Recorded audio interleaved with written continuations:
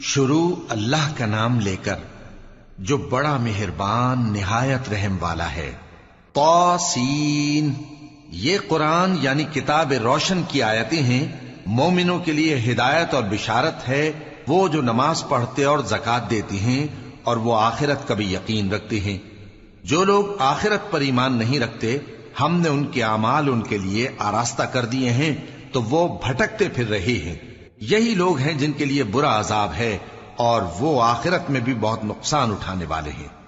اور تم کو یہ قرآن اس حکیم و علیم کی طرف سے عطا کیا جاتا ہے۔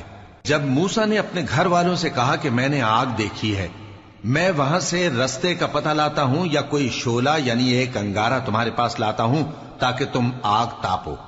جب موسیٰ اس کے پاس آئے تو ندا آئی کہ وہ جو آگ میں تجلی دکھاتا ہے بابرکت ہے اور وہ جو آگ کے ارد گرد ہے، اور اللہ جو تمام عالم کا پروردگار ہے پاک ہے۔ اے موسیٰ، میں اللہ ہوں، عزت والا، حکمت والا، اور اپنی لاٹھی ڈال دو۔ سو جب اسے دیکھا تو اس طرح حرکت کر رہی تھی گویا سانپ ہے، تو پیٹ پھیر کر بھاگے اور پیچھے مڑ کر نہ دیکھا۔ فرمایا، اے موسیٰ ڈرو مت، میرے پاس پیغمبر ڈرا نہیں کرتے۔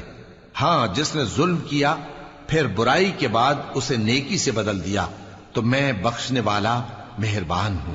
اور اپنا ہاتھ اپنے گریبان میں ڈالو، بے عیب سفید و روشن نکلے گا۔ ان دو معجزوں کے ساتھ جو 9 معجزوں میں داخل ہیں فرعون اور اس کی قوم کے پاس جاؤ کہ وہ بدکردار لوگ ہیں۔ پھر جب ان کے پاس ہماری روشن نشانیاں پہنچیں تو کہنے لگے یہ کھلا جادو ہے، اور بے انصافی اور غرور سے ان کو ماننے سے انکار کیا، جبکہ ان کے دل ان کو مان چکے تھے۔ سو دیکھ لو کہ فساد کرنے والوں کا انجام کیسا ہوا۔ اور ہم نے داؤد اور سلیمان کو علم بخشا، اور انہوں نے کہا کہ اللہ کا شکر ہے جس نے ہمیں اپنے بہت سے مومن بندوں پر فضیلت دی۔ اور سلیمان داؤد کے قائم مقام ہوئے اور کہنے لگے کہ لوگوں، ہمیں اللہ کی طرف سے پرندوں کی بولی سکھائی گئی ہے اور ہر چیز عنایت فرمائی گئی ہے، بے شک یہ اس کا خاص فضل ہے۔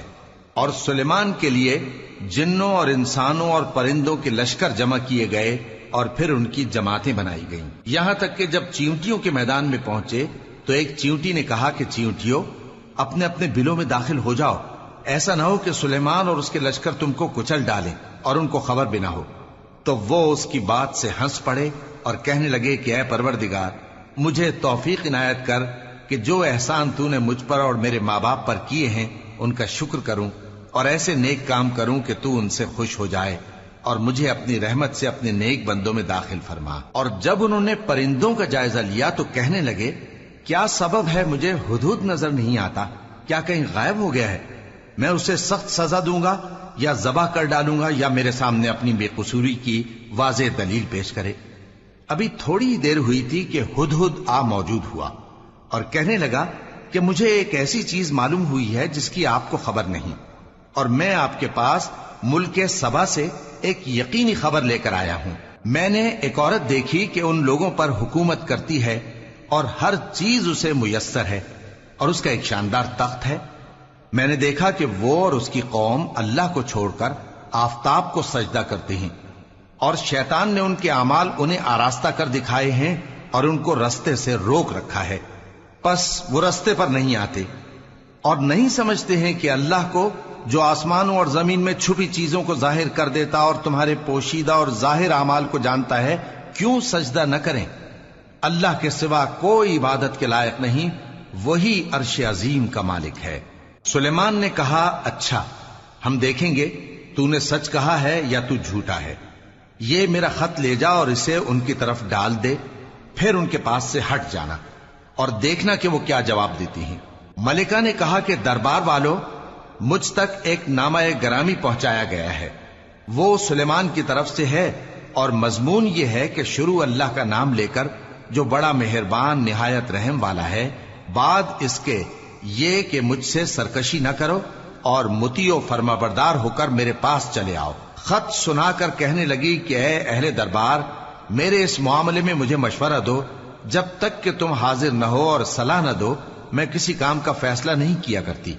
وہ بولے کہ ہم بڑے زوراور اور سخت جنگجو ہیں، اور حکم آپ کے اختیار میں ہے، تو جو حکم دیجیے گا اس کے انجام پر نظر کر لیجئے گا۔ اس نے کہا کہ بادشاہ جب کسی شہر میں داخل ہوتے ہیں تو اس کو تباہ کر دیتے ہیں اور وہاں کے عزت والوں کو ذلیل کر دیا کرتے ہیں، اور اسی طرح یہ بھی کریں گے، اور میں ان کی طرف کچھ تحفہ بھیجتی ہوں اور دیکھتی ہوں کہ قاصد کیا جواب لاتے ہیں۔ پس جب قاصد سلیمان کے پاس پہنچا تو سلیمان نے کہا، کیا تم مجھے مال سے مدد دینا چاہتے ہو؟ سو جو کچھ اللہ نے مجھے عطا فرمایا ہے وہ اس سے کہیں بہتر ہے جو تمہیں دیا ہے۔ حقیقت یہ ہے کہ اپنے تحفے سے تم ہی خوش ہوتے ہوگے۔ ان کے پاس واپس جاؤ، اب ہم ان پر ایسے لشکر لے کر حملہ کریں گے جن کے مقابلے کی ان میں طاقت نہ ہوگی، اور ان کو وہاں سے بے عزت کر کے نکال دیں گے اور وہ ذلیل ہوں گے۔ سلیمان نے کہا کہ اے دربار والو، کوئی تم میں ایسا ہے کہ قبل اس کے کہ وہ لوگ فرما بردار ہو کر ہمارے پاس آئیں، ملکہ کا تخت میرے پاس لے آئے؟ جنات میں سے ایک قوی ہیکل جن نے کہا کہ قبل اس کے کہ آپ اپنی جگہ سے اٹھیں میں اس کو آپ کے پاس لا حاضر کرتا ہوں، اور مجھے اس پر قدرت بھی حاصل ہے اور امانت دار بھی ہوں۔ ایک شخص جس کو کتاب الہی کا علم تھا کہنے لگا کہ میں آپ کی آنکھ کے جھپکنے سے پہلے پہلے اسے آپ کے پاس حاضر کیے دیتا ہوں۔ جب سلیمان نے تخت کو اپنے پاس رکھا ہوا دیکھا تو کہا کہ یہ میرے پروردگار کا فضل ہے تاکہ مجھے آزمائے کہ میں شکر کرتا ہوں یا کفران نعمت کرتا ہوں، اور جو شکر کرتا ہے تو اپنے ہی فائدے کے لیے شکر کرتا ہے، اور جو ناشکری کرتا ہے تو میرا پروردگار بے نیاز ہے، کرم کرنے والا ہے۔ سلیمان نے کہا کہ ملکہ کے امتحان عقل کے لیے اس کے تخت کی صورت بدل دو، دیکھیں کہ وہ سوج رکھتی ہے یا ان لوگوں میں سے ہے جو سوج نہیں رکھتے۔ پھر جب وہ آ پہنچی تو پوچھا گیا کہ کیا آپ کا تخت بھی اسی طرح کا ہے؟ اس نے کہا کہ یہ تو گویا ہو بہو وہی ہے، اور ہم کو اس سے پہلے ہی سلیمان کی عظمت و شان کا علم ہو گیا تھا، اور ہم فرما بردار ہیں۔ اور وہ جو اللہ کے سوا دوسروں کی پرستش کرتی تھی، سلیمان نے اس کو اس سے منع کیا کہ وہ کافروں میں سے تھی۔ اس کے بعد اس سے کہا گیا کہ محل میں چلیے۔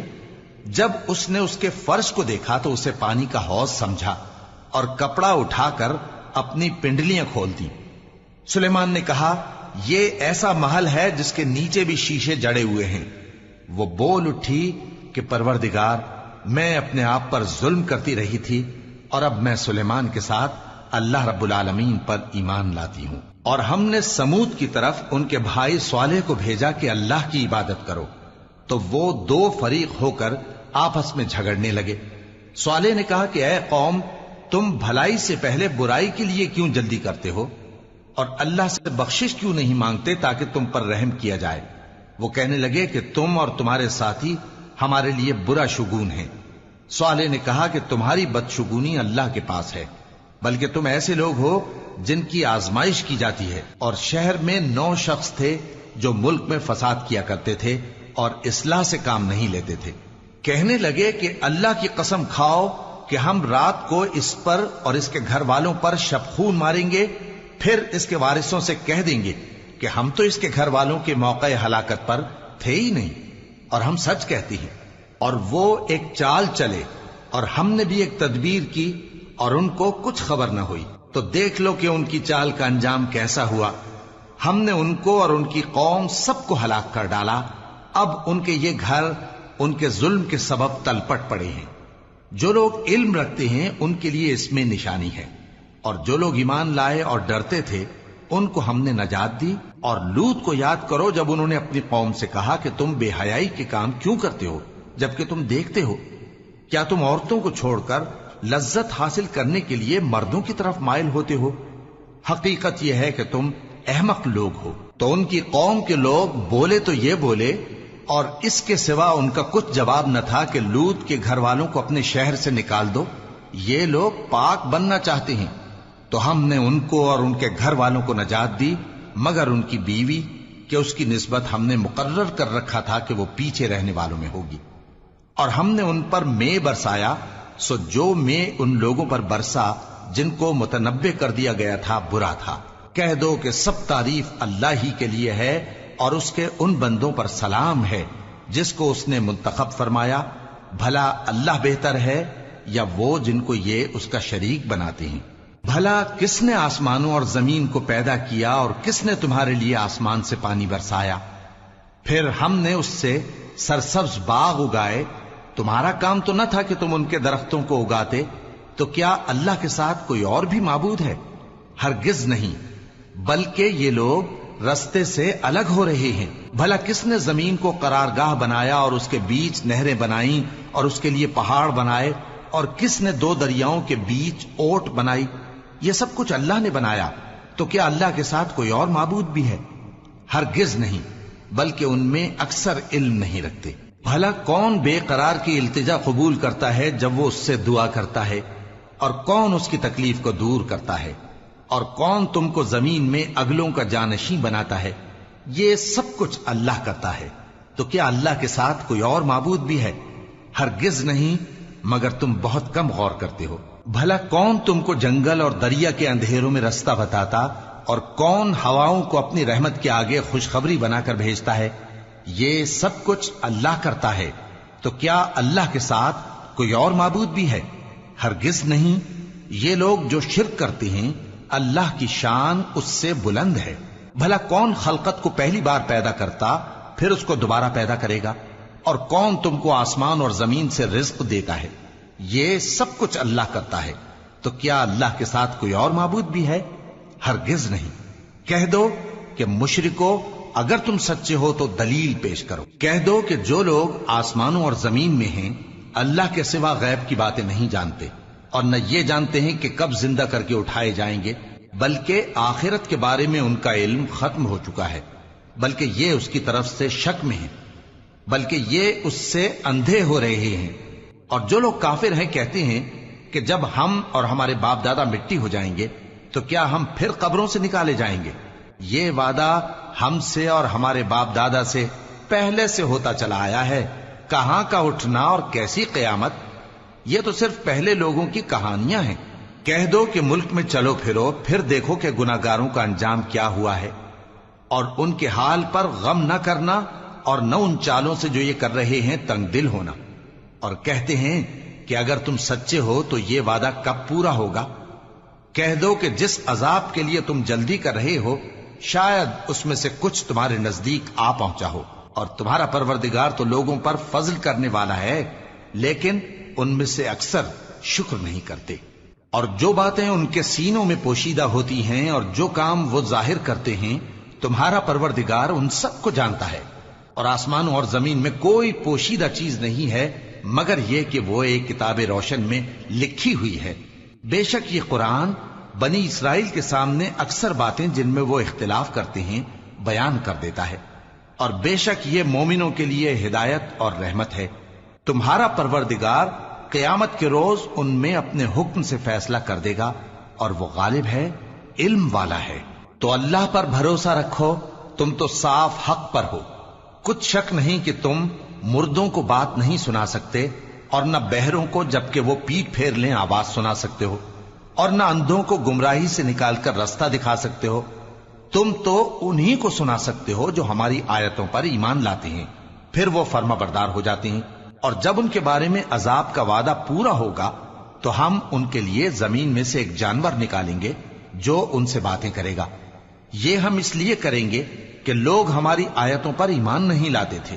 اور جس روز ہم ہر امت میں سے ایک بڑے گروہ کو جمع کریں گے جو ہماری آیتوں کی تکذیب کرتے تھے، پھر ان کی جماعت بندی کی جائے گی، یہاں تک کہ جب سب آ جائیں گے تو اللہ فرمائے گا کہ کیا تم نے میری آیتوں کو جھٹلا دیا تھا، حالانکہ تم نے اپنے علم سے ان کا احاطہ تو کیا ہی نہ تھا؟ بھلا تم کیا کرتے رہتے تھے؟ اور ان کے ظلم کے سبب ان کے حق میں وعدہ عذاب پورا ہو کر رہے گا تو وہ بول بھی نہ سکیں گے۔ کیا انہوں نے نہیں دیکھا کہ ہم نے رات کو اس لیے بنایا ہے کہ اس میں آرام کریں، اور دن کو روشن بنایا ہے کہ اس میں کام کریں؟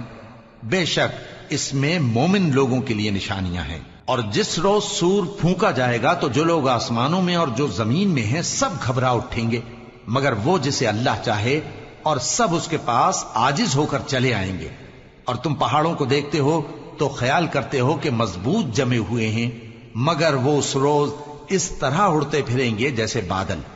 یہ اللہ کی کاریگری ہے جس نے ہر چیز کو مضبوط بنایا، بے شک وہ تمہارے سب افعال سے باخبر ہے۔ جو شخص نیکی لے کر آئے گا تو اس کے لیے اس سے بہتر بدلہ تیار ہے، اور ایسے لوگ اس روز گھبراہٹ سے بے خوف ہوں گے، اور جو برائی لے کر آئے گا تو ایسے لوگ اوندھے منہ دوزخ میں ڈال دیے جائیں گے۔ تم کو تو انہی اعمال کا بدلہ ملے گا جو تم کرتے رہے ہو۔ کہہ دو مجھ کو یہی ارشاد ہوا ہے کہ اس شہر مکہ کے مالک کی عبادت کروں جس نے اس کو محترم بنایا ہے، اور ہر چیز اسی کی ہے، اور مجھے یہ بھی حکم ہوا ہے کہ میں فرما بردار رہوں، اور یہ بھی کہ قرآن پڑھا کروں۔ اب جو شخص راہ راست اختیار کرتا ہے تو اپنے ہی فائدے کے لیے اختیار کرتا ہے، اور جو گمراہ رہتا ہے تو کہہ دو کہ میں تو صرف خبردار کرنے والا ہوں۔ اور کہو کہ اللہ کا شکر ہے وہ تم کو عنقریب اپنی نشانیاں دکھائے گا تو تم ان کو پہچان لو گے، اور جو کام تم کرتے ہو تمہارا پروردگار ان سے بے خبر نہیں ہے۔